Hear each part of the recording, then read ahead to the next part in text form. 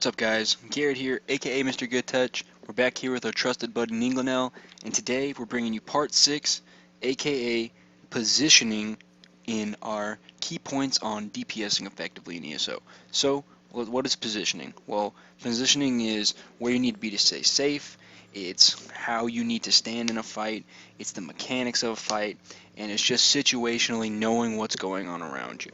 Alright, so the first thing we're going to talk about is where is safe? Where is it safe to stand? So, a big thing about that is just simply knowing the mechanics. If you know a boss has a giant AoE, times this by about 20, you know you can't be in here, or you know you need a block. Those are things you need to do. So with that, we're going to talk about block casting. So we know about weaving, and we know our regular DPS standpoint. So this is regular DPS. We're doing our regular stuff, keeping our rotation up, all this good stuff. Then we realize, okay, big damage is about to come out. I need to be blocking. What do I do so I'm not losing DPS? Well, what you need to do is you need a whole block like this, and then you can cast abilities.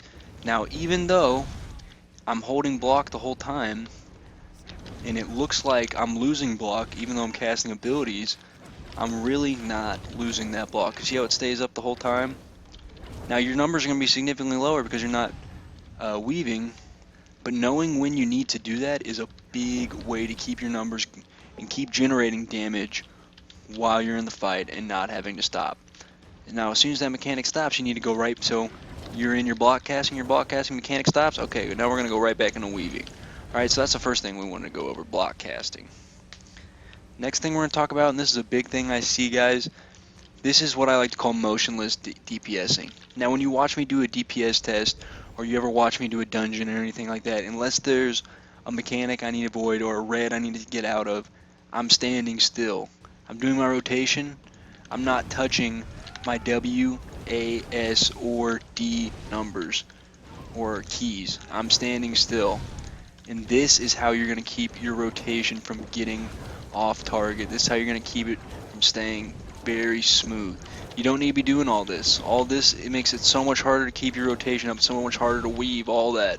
So being still, not only will it help you keep your numbers up, it will also help you avoid red that you don't see, and it'll help you stay stacked in a PvE raid. Alright, the last thing I want to talk about today, guys, is situational bar changes. Now, not every fight, let's get this guy to Diagro real quick. In every fight, you're not going to be able to run your standard setup. There's a lot of fights that are going to require you to put a defensive shield on, a heal, a ranged ability, anything. You need to know what you can take off your bar that's going to be beneficial to you. Now I know if I'm in a fight that requires a good amount of movement and I'm not always going to be up in the boss's face, well, I'm going to take off eruption on my bar because I know that dot's going to be hard to apply and hard to keep up efficiently. And instead, I'm going to come here to this destruction staff, and I know I'm moving this around, it's weird, but this is the way I like to set this up when I always like my spam on my number 2. So if I know I need that range, I pop crushing or even force pulse on my back bar. So when I have to move away from the boss because of a mechanic, or we're switching positions, like let's take Valken Scoria for example. Now usually I'm up in the guy's face, but there is times where I'm going to have to move away and get to the next pad. Well, guess what? I'm not losing damage now. You see that? I can keep going, I keep going. I get here, I apply all my dots again, and I go right back into my normal rotation from my front bar. Okay?